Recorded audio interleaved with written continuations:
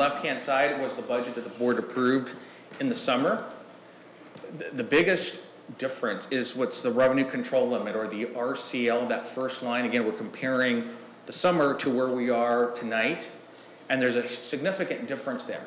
And the RCL, the basis for the calculation there, is where the average daily membership, or where the enrollment comes into play.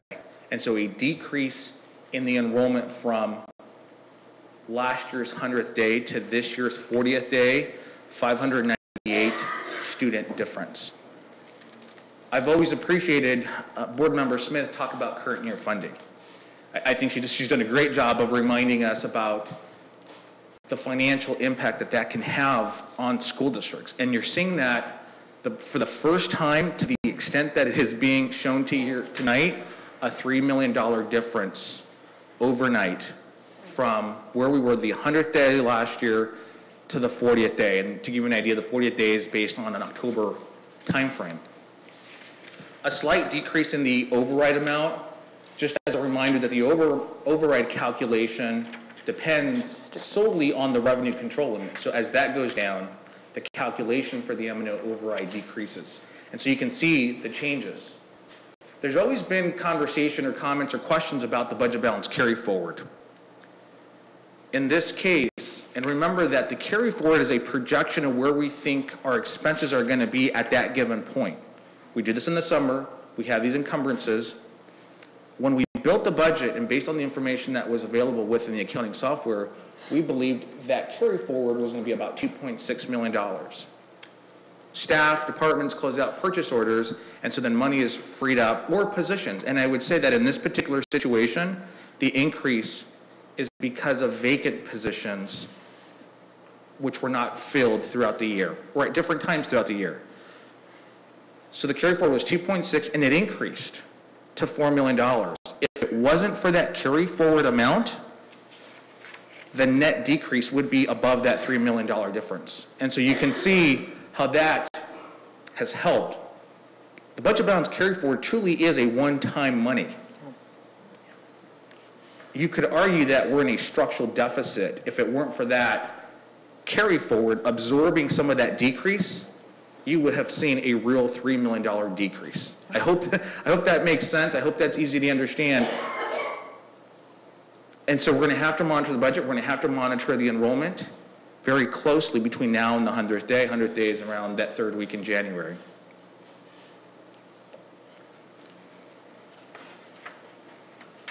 As Valerie put this presentation together, we talked about where that enrollment has been and what it looks like.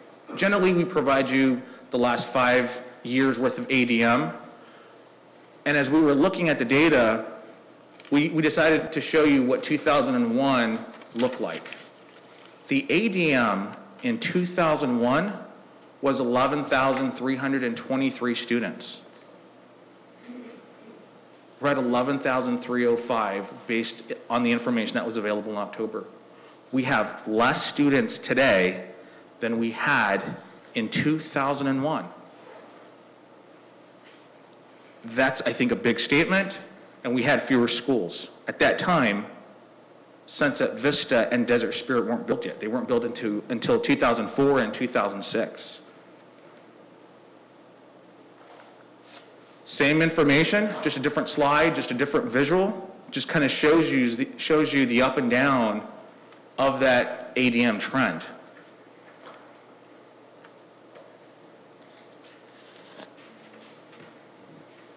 Madam President, members of the board, what we've also done is provide you with a comparison of the adopted budget as it relates to capital back in the summer to where it is today.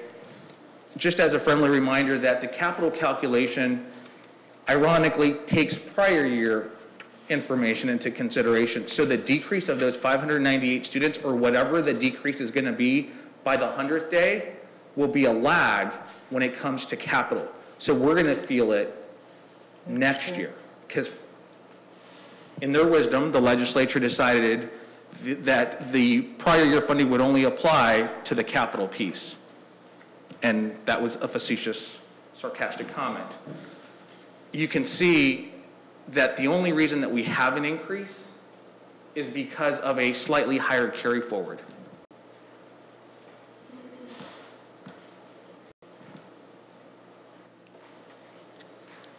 Just as a reminder to everyone, the calculation for district additional assistance would have been $5.3 million.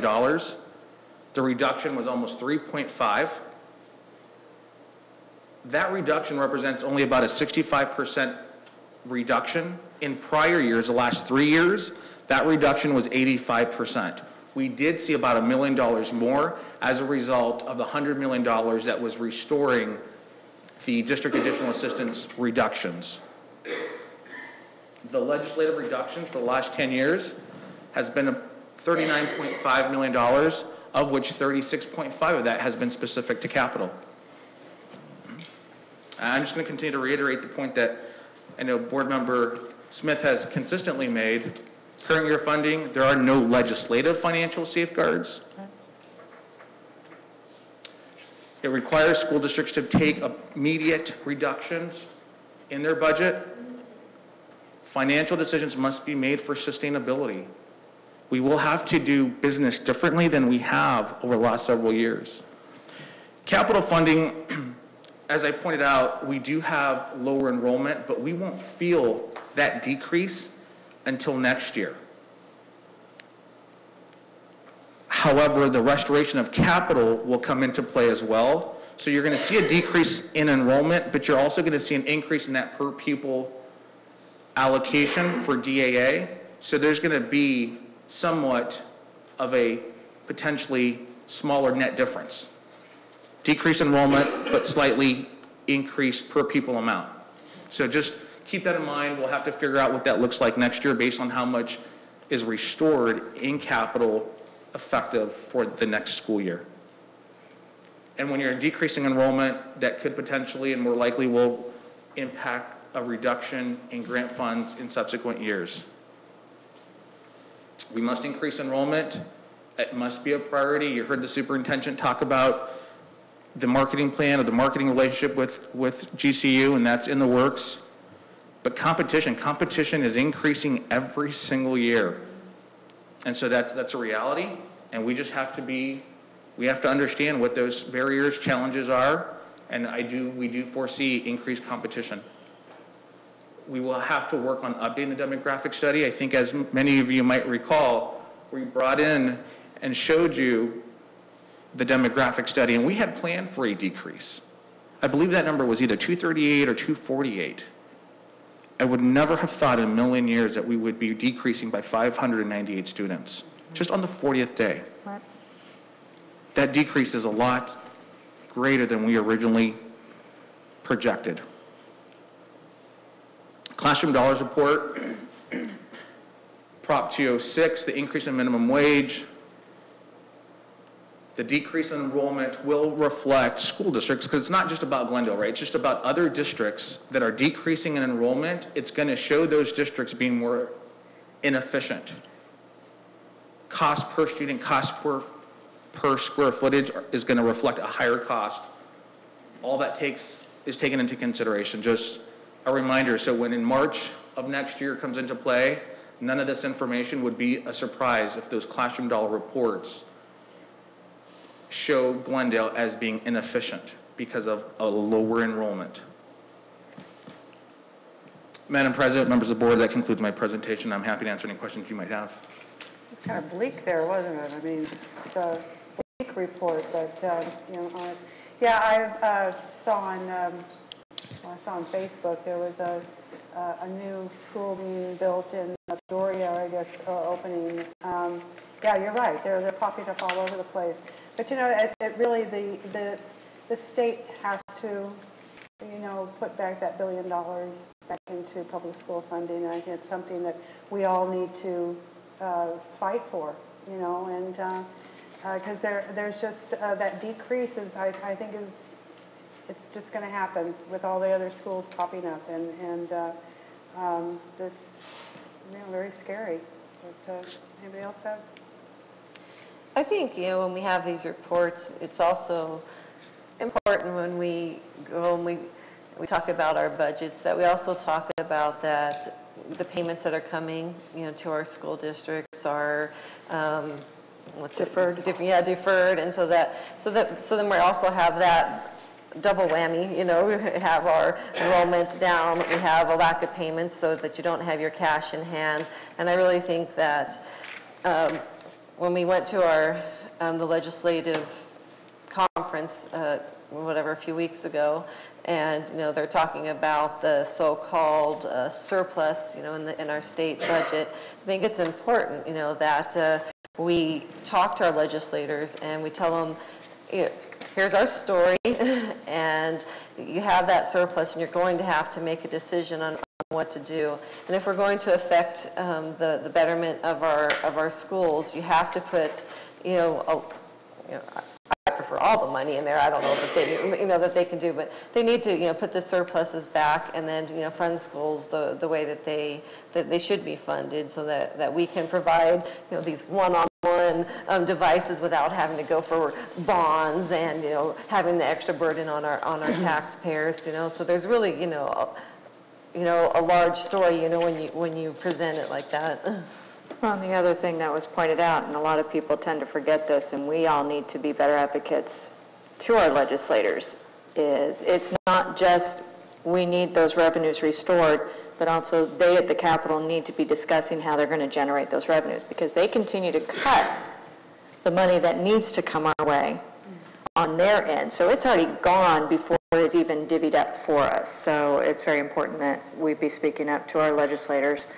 Not only the ones that are directly our address related, but the ones that are district related, the ones that are statewide, to let them know we need to be doing the full job here, and tax cuts are nice, but at what cost? Madam President, I couldn't agree with both of you more. And I think as board members and as advocates for education in our district specifically, we do that. And I think that as parents out there, boy, we could use your help, because you guys are the ones that are really going to, they will listen. They have to listen. And our teachers made a big difference last year. So in here in LE 29, which is just west, I know our legislators are really fighting for us. But I do have one question. And so driving around the district, this is a new thing for me. I get excited when I see new homes going up.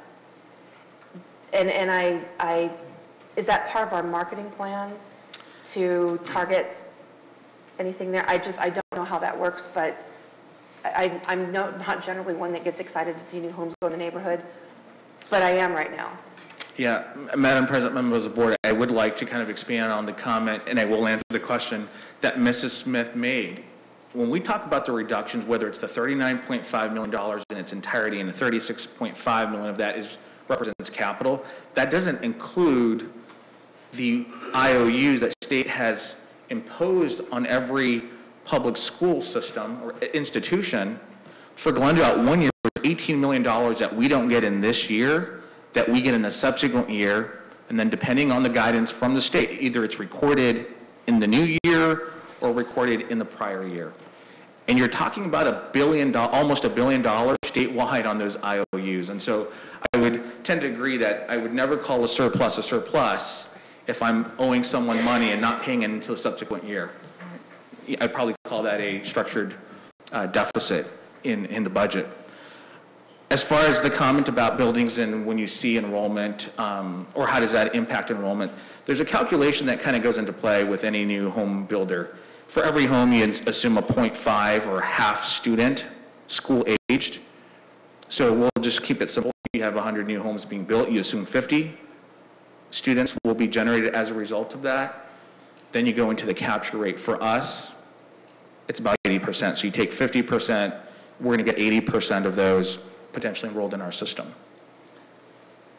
I do believe that the capture rate might be lower based on the latest decrease in enrollment, but based on the demographic study, it would start at about 80, and then over the next several years decrease. And I think that's being accelerated, but that demographic study will potentially provide a different calculation, and I do believe that the 80% will be a lot. It will be lower. To what extent, I don't know, but definitely lower. Thank you. In addition, Board Member Pimentel, what we do with, when we see the new subdivisions are coming up, I immediately call my Director of Effective Schools, who calls their family advocates, and we take a bunch of handouts and brochures to the buildings, the model homes, so that we can at least get our name out there as well. So that's a strategy we've been using as well. Wonderful. Thank you. All right, thank you. All right, 7B is intergovernmental agreement termination. I would like to make a motion Oh, I'm sorry, we already had it tonight. Wow. to approve the expenditure budget revision number 1. And I'll second that. Okay, Ms. Smith, how do you vote? Aye. Ms. Bartel? Aye. Ms. Pimentel? Aye. Okay, chair votes aye, motion passes. All right, now we are at 7B, intergovernmental agreement termination.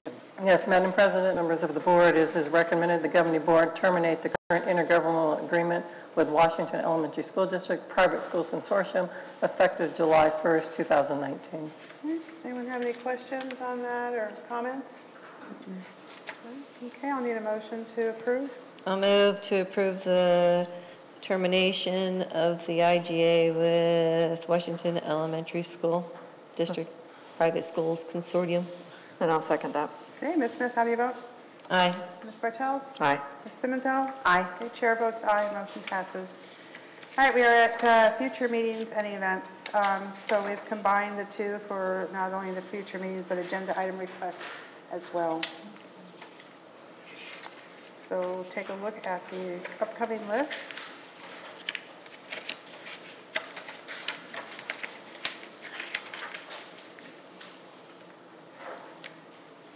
So I'm looking on the list for January 10th. I just want to make sure. It says executive session regarding salary negotiations. Is that when the board will be talking about our priorities? That is the typical time in which the governing board discusses salary negotiations. So does that, I'm not quite sure. Is that when we're going to talk about our board priorities for the salary negotiations then? Is that a yes, no?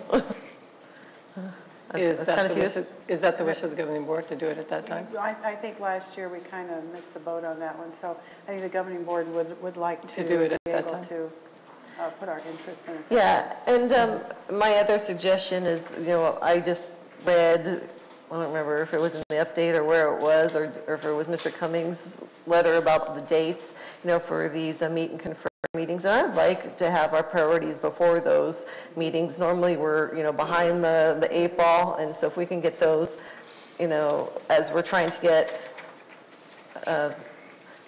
whatever our calendar things on there, so we can get it out there earlier than January's. Okay. So could we use the 20th for that? I don't need a special meeting for it right now, but I'm just saying in the future. To look at it in the future, absolutely. But we can put it on the agenda for January 10th. Yeah. Now, the special meeting, December 20th, is that a... Cancel. The recommendation is not to hold the meeting. Okay. We have no items at this time. If something comes up, I think we can do it by phone, right? Yes, absolutely. Now, well, do we have anywhere, because after seeing our budget information and our student count and all that, can we have a study session or workshop that just specifically about that whole can of worms? Yes, members of the board, I would recommend that also on January 10th, we will present to you our GCU campaign. In your next board update, you will receive the survey that GCU did for us with some of the demographics, some of the study they did along with, will the new demographic study be ready or not? No. So they'll let you know, they conducted a survey to get feedback from the community. You'll see the results of that. You'll also see what they're proposing for marketing. And I think at that time, we would want to begin those conversations about the budget and student enrollment to have that study session, because as you just saw, we are down. We're at the enrollment where we were -2 schools, and we'll have to have some really critical conversations. Yeah. So your priorities will have to be in place, and we can do that, and then we will at that time also present how we want to use the marketing strategies to get more students back, but always there is no guarantee we're going to see that immediate increase in enrollment when we know what the demographic study says. So yes, that would be a time in which we could do that. Okay. All right, and as always, if you have an agenda item request, please let the district know. And I think that's it. So we are now at item 9, the summary of current events, and we'll begin with the superintendent report. Yes, Madam President, members of the board, many things have been going on in the last couple of weeks. As you've heard, I met with my groups, the parent advisory group, the student advisory group, the teacher advisory group, to seek their input on what we can do to retain staff, but retain students, and really to promote the district. And then also listen to their concerns that they believe are, that need to be addressed in the district. So I've continued to do that. I also, with that group, I meet with the GEA. I believe Matt and Samantha are still here. Thank you for being here. They've taught all day, and they've also been in meet and confer this afternoon, so thank you. So I meet with them, and they bring to me their concerns and some areas they would like us to look at as well. So I appreciate those conversations. It's a great way for me to build relationships with each of those groups and each of them to hear their voices, and it's important to me their voices are heard. So that's been going on. With that, as I mentioned, we met with GCU yesterday with the marketing campaign. We're excited about that. We'll present that to you when we return after the holidays. In addition to that, I would like to recognize the Kiwanis. They donated again for us. We have, the district is doing the Adopt a Kid, and we had 60 children. Am I 90 children, Liz? 105 children. Kiwanis has donated the 60 pairs of shoes for us. They're going to give us 60 more, I believe. And also they've donated hoodies for children as well. So that's happening. And I would like to thank everybody who's participated in that. That's going on. With that also that's going on is we did the community feedings, and I think it's important we recognize Challenger School and I'm School for their Thanksgiving community feedings. Those two schools actually fed over 700 people. I know governing board members, thank you for serving food that day. Challenger works with Sun City West Rotary, and they were there to help, and then IMES was its first year, and Councilman Aldama provided that with his staff, and it was just wonderful to see all that happening. So thank you for those that are that participated in that. A couple things also, some of you attended today. We had our Family Hub. Our Family Hub is open. It's a great resource room back here for families to come into. We've been having classes in there through Effective Schools. Little ones are coming in to learn about art and emotions, and we'll continue to have parent literacy classes. We really want to promote that.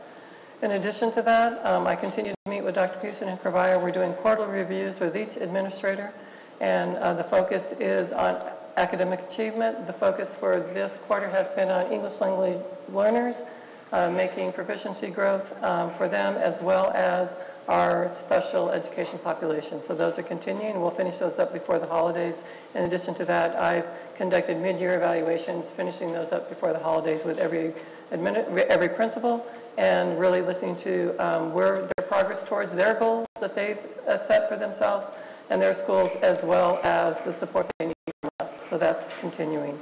A couple things I want to bring up. If we, Jack has given us these beautiful rocks. Well, they were like this, now they're like this. And they have a rock garden, and they've asked each of us to decorate the rock so that we can place it into the rock garden. So we're excited to be able to do that. Pardon me? Oh, they'll be here to present on January 10th, Jack's Rock Garden Club. So thank you, Mr. Parcells, for that. In addition, a reminder that we have the parade, the Glendale Hometown Christmas Parade is Saturday. The district, there are several, we have some entries. We have a transportation entry. We have a district entry working with educational services. We have invited our STAC students to, and our AZ Merit students, and am I leaving? on our preschools. How could I forget the future of Glendale? They'll be there. We have a wonderful float. I tweeted about it last night, said don't peek. We also have a little float for the governing board who will be riding. So as soon as this meeting adjourns, we will head over to our hiding place and continue to decorate. Because, you know, I'm competitive, we're going to win. And so the next one, I want to make sure that I recognize is that I would like to publicly recognize and send our deepest sympathy to the Sue Peterson family.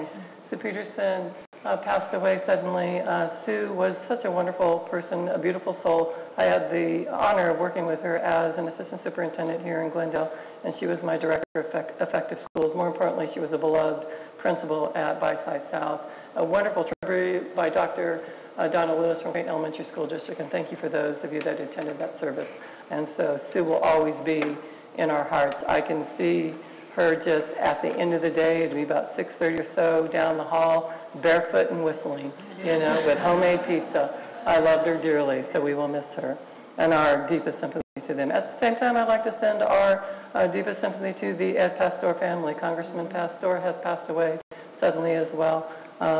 He and his wife, Verma, did so much for education, and particularly English language learners, and I had the opportunity to work with Verma when she was with the Arizona Department of Education, and she was really pushing for programs for English language learners, so our deepest sympathy goes to that family as well. Thank you.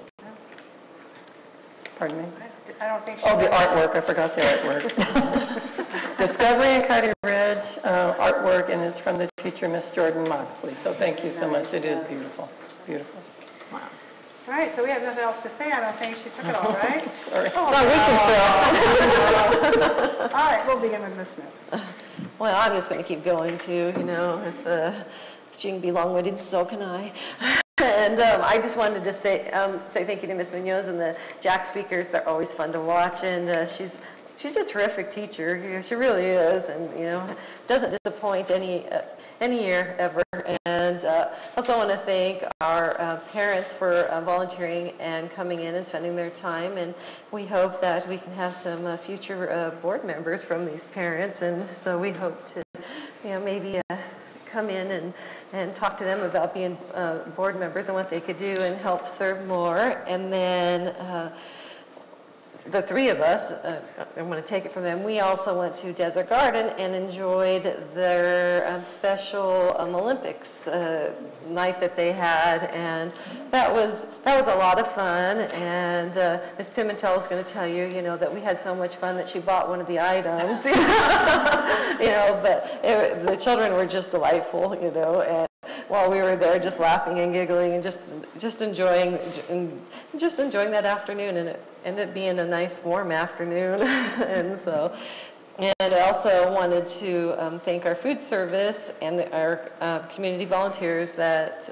were already mentioned for the Thanksgiving dinners. And it was really nice to see so many people come out and all the help that the schools are given, and for all the volunteer time. And I wanted to just also say that we were also at the service for Sue Peterson, and it really was a really nice tribute to the type of person that she was. And you know, after I left, I said, you know, I would hope that, you know, I could, you know, have a little bit of her, yeah, her energy and happiness, and just her love for everybody. And you know, if that's what I took from the service. And you know, I thought that Nancy and Donna both gave a very nice tribute to her as we were there. And so I'm gonna leave it up to Ms. Bartels. I can't wait to share our squeakers' performance tonight, especially the beginning of our meeting with them doing a cappella with the national anthem. They did a fantastic job. Just a reminder that the parade this Saturday is also an opportunity for citizens to bring food donations. The city will have different bins around for that, as well as our food pantries within the district will be very busy in the next couple of weeks. I'm excited for holiday events at our different schools, and wish everybody good luck. There's going to be a lot of performances. And one of the best messages from last Friday's service was that if each and every one of us could do a daily random act of kindness and just pay it forward in honor of Sue Peterson. At the last board meeting, it was just before Veterans Day, and I really kind of kicked myself for not recognizing the veterans. I know we have a lot employed here in the district, and I know that we all have at least one family member.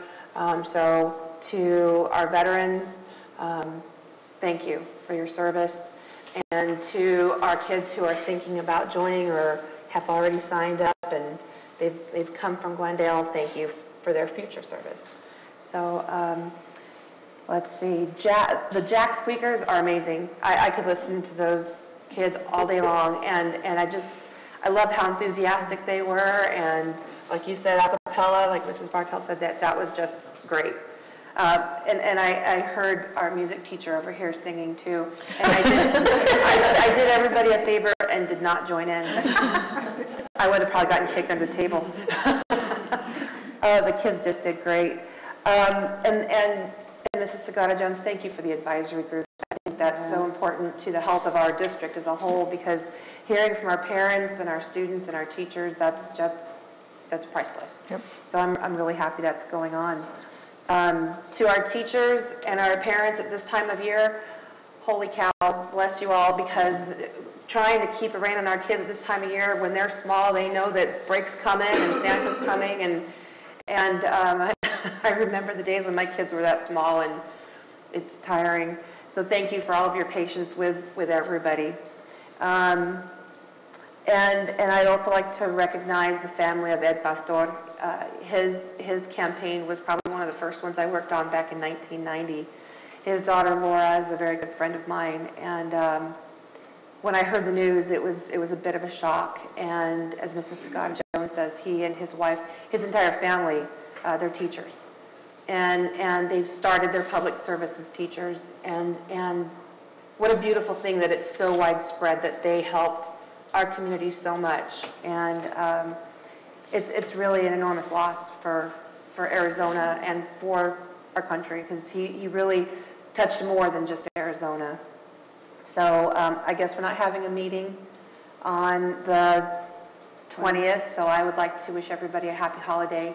However you celebrate, I hope you're celebrating with those that you love. And I'll pass it on. Yeah, I just want to say I really enjoyed the Squeakers. And being a music teacher, I know this time of year is very busy for the, music teachers, band teachers, directors. And, it is a way for the schools to connect with the community through music. So if you get a chance to go and see some of these performances, they are truly great. And I can tell you that what Ms. Munoz went through with the recording stopping, we've all had to do that, and it's, kind of nerve-wracking. But the kids always come through, and they did tonight, and they did a beautiful job, and they were singing right on pitch, and that just always excites me. But there's so many wonderful things going on in our district, and as our parents showed with their posters. So don't be ashamed to spread the word and talk to your neighbors and friends, and tell them how wonderful our district is. And just a little note, when we went to the legislative workshop, so many of our legislators talked about, they were all passionate about education, which was great, but they talked about this surplus that is really one-time money, and what we need is sustainable revenue. And so, be aware of that, and that's just keep your ears and eyes open, because I think Arizona sometimes has missed opportunities when it comes to, sustainable revenue. But other than that, again, as Ms. Pimentel said, we wish you a very Merry Christmas, and have some restful time, and just enjoy. Anybody else have anything else? No? Okay. Then with that, I will need a motion to adjourn. So moved. Second. All those in favor? Aye. Aye. Motion passes. Have a nice evening. Yes.